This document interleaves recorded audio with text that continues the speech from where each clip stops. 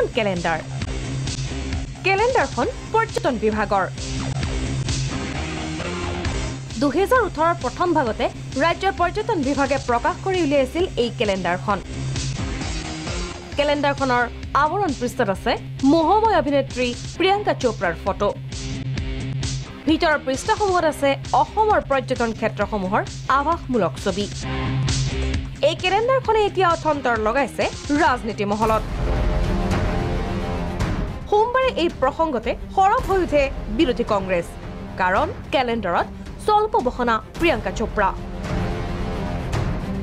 অসমৰ পৰ্যটন বিভাগৰ ব্ৰেণ্ড এম্বাছাডৰ প্ৰিয়ংকাৰ এনে স্বল্প বসনা ফটো কিয় বিভাগীয় কেলেণ্ডাৰত ছপা কৰিলে তাক লৈ মুখৰ হৈ উঠে কংগ্ৰেছী বিধায়ক ৰূপজ্যোতি কুৰ্মী নন্দিতা দাস আৰু ৰজলিনা তিৰ্কি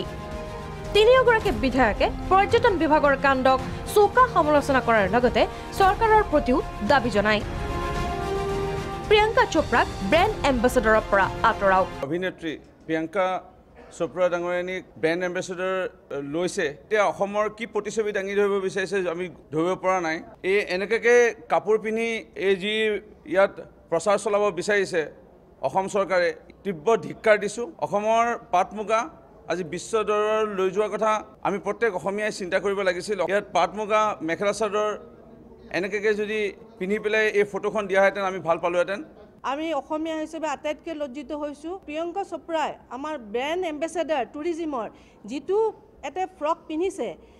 আৰু ফ্ৰকটো আপোনালোকে পিন্ধিছে যে সম্পূৰ্ণ তেওঁৰ শৰীৰটো আৱৰত নাই এই চৰকাৰখনে যিটো চিন্তা কৰিছে যে অসমৰ সংস্কৃতি তেওঁলোকে বাহিৰত দেখুৱাব প্ৰিয়ংকাৰ এই মডেল এম্বেচাডৰ হিচাপে যিটো লৈছে এইটোৱে ভৱিষ্যতে অসমৰ পৰম্পৰা আমাৰ কৃষ্টিক বাহিৰত বিনষ্টহে কৰিব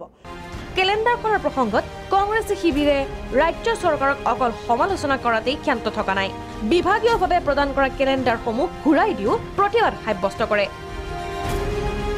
ভিডিঅ' জাৰ্নেলিষ্ট ৰিপুল আৰু ৰিজুৰ সৈতে জুঞ্জলি দত্ত বৰা প্ৰাগ নিউজ